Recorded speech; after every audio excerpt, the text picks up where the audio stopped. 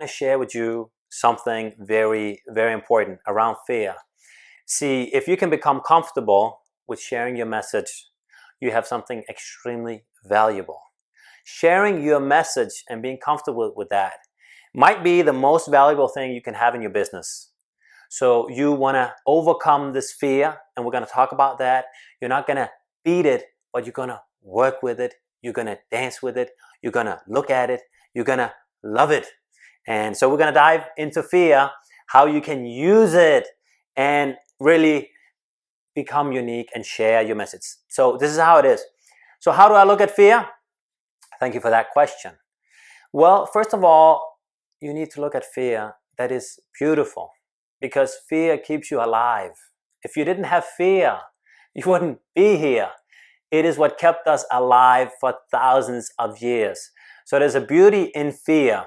Obviously, if fear becomes too much, it can prevent you from living a fulfilled life. So having no fear is obviously bad. Having too much is also bad. So finding the balance, keep it in check, is the challenge as a public speaker.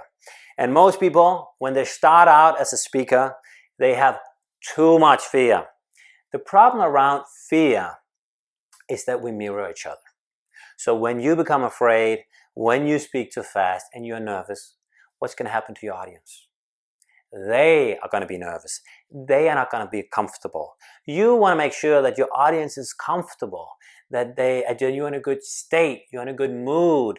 So we can talk a little bit about how you can do that. All right. So now you acknowledge that fear is something that is not bad. It's neither good, but you need the right amount. Preparation, we can talk a little bit about that. There's right before you go on stage, and then there's when you are on stage. I think if we're talking about when you are on the stage, the most important thing is trust. You need to trust your message. And I mean, you can trust yourself.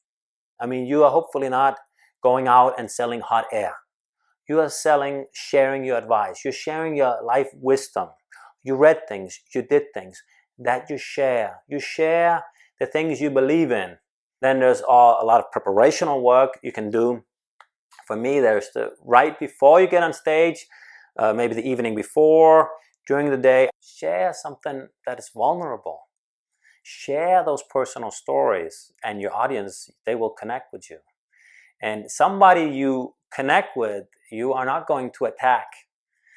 So really sharing your personal stories. And think about it. Who have you created the biggest bonds with? Those where you stayed on a superficial level, or those where you shared your failures, your mistakes, your past, where you did things that didn't work out for you? Those are the ones you created bonds with. So go out and share things that have been hard for you. I usually say the 3 F's. Your first times, because usually the first time you did something, it wasn't very good. Your failures, and you're really courageous, and I'm sorry for my language, you share your fuck-ups. Those times where you're really messed up, share that. Going all in on vulnerability is key, I think. I think for me, connection is eye contact. Eye contact combined with a smile is really going to get things going. And then again, you don't want to shove down things that you have to take this. It's a little bit like a date. If you want it too much, you're not going to get it. So, you come, you share your message, and that's it.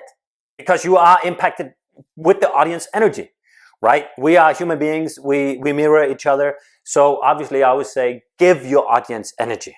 A good tip is walk closer to them. If you have presence, you're close. There's an energy to being close with them. You walk over there, and if you can mention,